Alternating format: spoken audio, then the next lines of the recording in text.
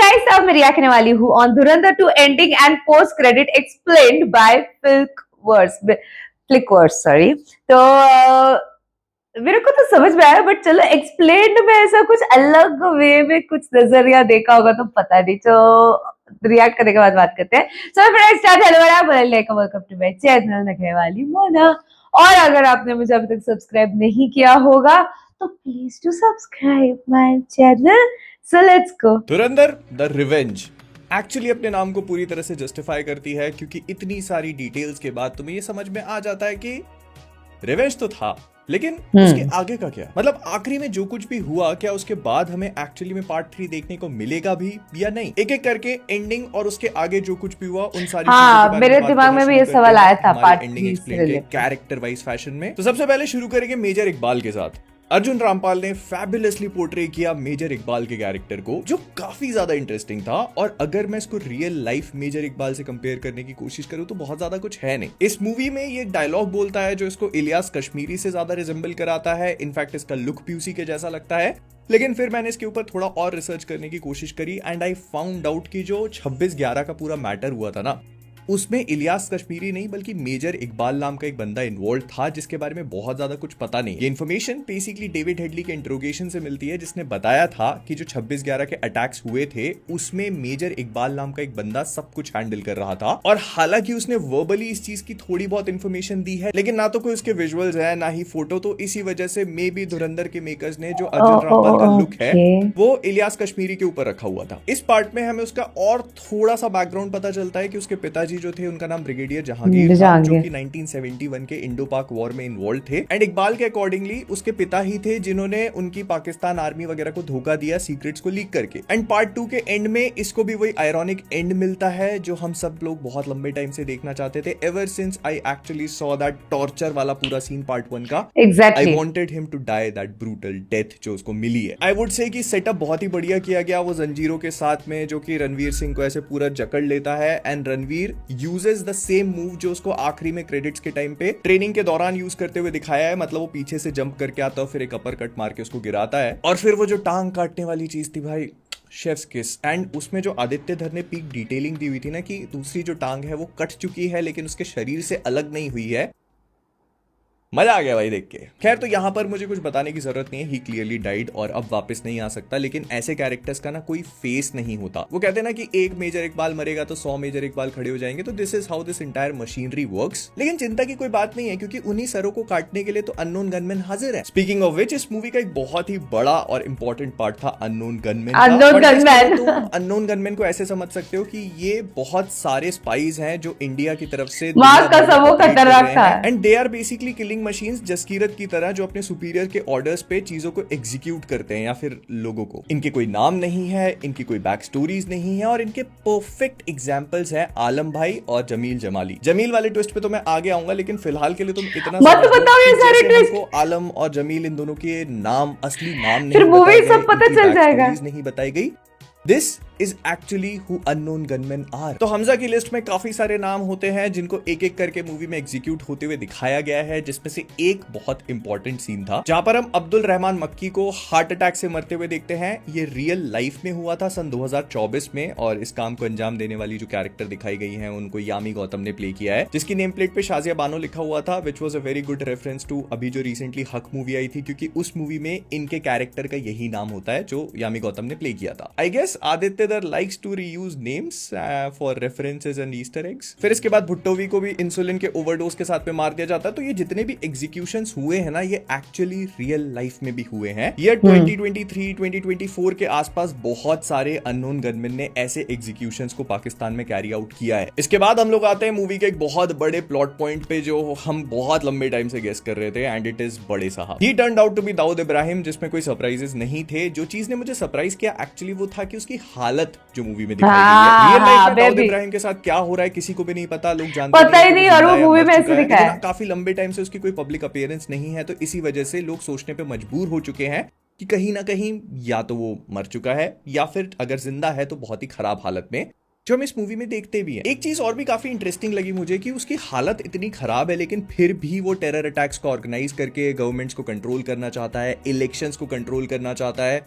Fake money create करवाने के पीछे, actually everything, behind everything this person is the one who is responsible. And इसकी इस हालत के लिए रिस्पॉन्सिबल बताया गया जमील भाई साहब को, जिन्होंने अरे यार ये पूरा बता रहा है, मिलाकर ओके एक्सप्लेन कर रहा है, राइट? जिन लोगों ने मूवी नहीं देखा बंद कर दो वीडियो। एक्चुअली में स्लो पॉइजन की तरह एक्ट करता है। अब अगर मैं इसको रियल लाइफ से कंपेयर करके तुमको बताना शुरू करूं तो इसकी केमिस्ट्री थोड़ी सी अलग टाइप की है। हाँ ये है बहुत खतरनाक, स्किन के थ्रू इसका एब्जॉर्प्शन भी बहुत ही भयानक टाइप का है और बहुत ही कम डोजेस भी भयानक तरीके से लीथल हो सकते हैं जो मूवी में बताया गया। लेकिन इसके जो सिम्टम्स है ना वो वैसे नहीं है जो दाऊद के दिखाए गए। ये बेसिकली एक बहुत ही पोटेंट न्यूरोटॉक्सिन है, जिसका मतलब ये है कि ये तुम्हारी नर्वस सिस्टम, तुम्हारे ब्रेन्स और तुम्हारी जो न्यूरॉन्स की माइलिन शीथ होती है ना उसको इफेक्ट करता है। एंड हाँ ये चीज बिल्कुल पूरी तरह से सही है कि अगर किसी भी इंसान के कांटेक्ट में बहुत ही छोटा सा लीथल डोज आता है तो हो सकता है कि वो कई दिनों तक, कई हफ्तों तक, कई महीनों तक कोई भी सिम्टम्स को फेस ना करे। लेकिन धीरे धीरे करके ना ये टॉक्सिन जो है उसकी माइलिन शीथ, जो कि न्यूरॉन के ऊपर की लेयर होती है, उसको खाना शुरू कर देता है। And since neurons can not heal तो ये बहुत ही भयानक होता है। तो अगर असली लाइफ में दाऊद को दिया जाता तो उसका ब्रेन फंक्शन सबसे पहले इफेक्ट होता, मतलब वो ठीक से बोल नहीं पाता, चल नहीं पाता, उठ नहीं पाता, और उसके बाद उसका थॉट प्रोसेस खत्म हो चुका होता। मतलब वो जो इतना एफिशिएंटली अपने प्लान्स को एग्जीक्यूट कर पा रहा था, लोगों को कंट्रोल कर रहा था, इट शोड कि उसका ब्रेन परफेक्टली नॉर्मल काम कर रहा है, सिर्फ उसकी बॉडी फिजिकली उसका साथ नहीं दे रही है। तो ये डाइमेथाइल मर्क्यूरी में नहीं होता। खैर एनीवे ये तो समझ में आ ही चुका है कि अब इसके साथ क्या होने वाला है, the condition that he is in. तब तक जमील भाई वहीं बैठे हैं, उन्होंने कुछ और केमिकल दिया होगा शायद, और उसको मुझे ऐसा लगता है क्योंकि ये बाद में आया डाइमेथाइल मर्क्यूरी। कुछ काम किया उड़ा देंगे। Speaking of which, Jamil Jamali वाला plot twist was something I did not see coming. I am sure कि किसी ने भी नहीं सोचा था। देखते हो ना भाई साहब अलग ही ट्विस्ट था। इसकी बैक स्टोरी हमको नहीं बताई गई, बस वो आखिरी में बताता है कि 45 साल पहले वो वहां पर आया था, जो कि उसकी टाइमलाइन 1985 के आसपास की बना देता है, which also makes perfect sense कि येलेना इतना लेट पैदा क्यों हुई। लेकिन इससे भी ज्यादा ये बताता है कि Jamil Jamali was not just another dumb politician जो बस लक की वजह से अपने डिसीजंस को लेता चला गया, वो काम करते चले गए। और वो अभी सब पहले पार्ट में वो जिस तरीके से देख रहे हैं, he was a very well thoughtful manipulator, जिसके लिए प्रोबेबली उसको ट्रेन किया गया होगा। फिर ये सवाल पैदा होता है कि अगर जमील ऑलरेडी पॉलिटिक्स में, पाकिस्तान की पॉलिटिक्स में इतनी हाई पोजीशन पे है तो फिर हमजा को भेजने की क्या जरूरत? तो दोनों कंप्लीटली डिफरेंट चीजें हैं। जमील साहब को भेजा गया था पॉलिटिक्स को इन्फिल्ट्रेट करने के लिए, जो उन्होंने सक्सेसफुली कर भी ली।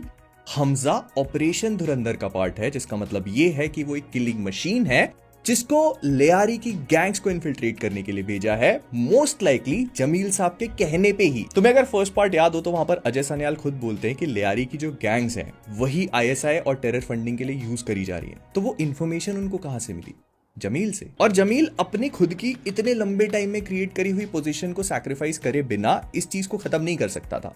तो इसी वजह से Hamza comes in the picture, जो ऑपरेशन धुरंधर के तहत इसी चीज के लिए ट्रेन किया गया था कि वो अंदर जाए, एक एक चीज को इन्फिल्ट्रेट करे और जब ऑर्डर्स मिले तो सबको खत्म कर दे, because he was made to be a killing machine। तो मतलब हमजा का जो पर्पस था वो था अंदर घुसना और सब कुछ तबाह कर देना, जो उसने किया। whereas जमील जो है वो एक लंबा गेम खेल रहे हैं। फिर इसके बाद हम लोग आते हैं येलेना जो है, शी फाइंड्स आउट कि हमजा जो है वो इंडियन एजेंट है, लेकिन फिर भी क्योंकि वो उससे प्यार करती है तो वो उसको कुछ करती नहीं है। तो अब इसका फ्यूचर क्या होगा? पहली बात तो ये कि शायद अब वो पाकिस्तान में रह ना पाए। वैसे तो इन लोगों ने इस बात को छुपा दिया था कि हमजा इंडियन एजेंट है, क्योंकि उजैर बलोच पे सारा इल्जाम लग चुका था। तो मे भी ऐसा हो सकता है कि अगर ये थोड़ी बहुत तिकड़म भिड़ाए, जमील साहब अपने खुद के कॉन्टैक्ट्स का इस्तेमाल करें तो फिर उसकी बेटी वहां पर भी रह सकती है। लेकिन मूवी में एक छोटे से मोमेंट पे लोग वैंकूवर कनाडा को मेंशन करते हैं, जब हमजा येलेना को टिकट्स देके जाता है कि तुम वैंकूवर निकल जाना क्योंकि यहां पर रहना सेफ नहीं है। मतलब तुम लोग को पता ही होगा कि कनाडा जो है वो खालिस्तानी मूवमेंट के लिए काफी बड़ी जगह बन चुका है और वहां पर बहुत सारी चीजें होती चली जा रही है, इंक्लूडिंग अननोन गनमैन की किलिंग्स भी। पिछले कुछ टाइम में अननोन गनमैन वहां पर भी काफी एक्टिव रहे हैं और जो खालिस्तान मूवमेंट से रिलेटेड फिगर्स हैं उनको असासिनेट भी किया है। तो मे भी ऐसा हो सकता है कि धुरंधर पार्ट 3 जो है वो इस चीज को एक्सप्लोर करे। सिंस हमजा पाकिस्तान नहीं आ सकता क्योंकि वहां की गवर्नमेंट को उसके बारे में पता चल चुका है, तो वो ऑफ कोर्स अलाउ नहीं करेंगे, लेकिन वो कनाडा तो जा सकता है। तो मे भी ऐसा हो सकता है कि धुरंधर 3 जो है इस वाले एरिया को एक्सप्लोर करे कि कैसे जसकीरत की कहानी आगे कंटिन्यू होती है basically he is on the same mission, बस अब जगह बदल चुकी है, लोग बदल चुके हैं, लेकिन मोडस ऑपरेंडी अभी भी वही है। फिर अगर मूवी के सबसे इंटरेस्टिंग एलिमेंट जसकीरत सिंह रांगी पे बात करी जाए तो ये मूवी उसके बैकग्राउंड को एक्सप्लोर करती है। मुझे लगता है इसके बारे में ज्यादा बताने की जरूरत नहीं है, तुम मेरे ओरिजिन्स वाला वीडियो जाके देख सकते हो। It is like very close to the one that we saw. तो इसके पिताजी को एक छोटे से लैंड डिस्प्यूट के चक्कर में मार दिया जाता है, जिसकी रिवेंज लेने के बाद इसको सजाए मौत मिलती है सन 2000 में। फिर 2002 में इसको प्रोजेक्ट धुरंधर में इंडक्ट किया जाता है, पुलिस के थ्रू ही किडनैपिंग को स्टेज करवा करके। अगर हम लोग इसकी टाइमलाइन को लेके चलें तो जो मुरीद के कैंप डिस्ट्रॉय हुआ था रियल लाइफ में अगर मैं लेके चलूं तो मुरीद के कैंप 2025 में ऑपरेशन सिंदूर के तहत डिस्ट्रॉय हुआ था। इस मूवी में हमको ऑपरेशन सिंदूर का या पहलगाम अटैक का कुछ भी नहीं बताया गया। हाँ, मूवी पुलवामा अटैक तक जरूर जाती है और उसके बाद सर्जिकल स्ट्राइक्स की बात करती है, लेकिन जो मैंने तुमको वो अननोन गनमैन वाले जितने भी एग्जीक्यूशंस बताए ना वो 2023-24 के आसपास होते हैं। तो क्लियरली ये मूवी एटलीस्ट 2024 तक तो गई है, मतलब 2024 तक ही वाज इन पाकिस्तान। फिर आता है एक बहुत ही इंटरेस्टिंग सीन कि वो अपने घर के सामने खड़े होकर भी अपनी माँ और बहन से मिलने क्यों नहीं जाता। तो ये एक बहुत ही ब्यूटीफुल मोमेंट है। Everyone wanted him to go inside and meet his mother and sister, लेकिन जब वो उनको देखता है और उनकी जिंदगी को ऑब्जर्व करता है ना तो ही रियलाइजेस कि उसकी अब वहां पर कोई जगह नहीं है। वो लोग अपनी लाइफ में मूव ऑन कर चुके हैं और जसकीरत का उनकी जिंदगियों में वापस आना उनकी लाइफ को डिसरप्ट ही करेगा और कुछ भी नहीं। प्लस इतने टाइम तक ना जसकीरत पाकिस्तान में रहा, वो इतने लोगों को मार चुका है, तो अब वो एक सिस्टम का पार्ट है।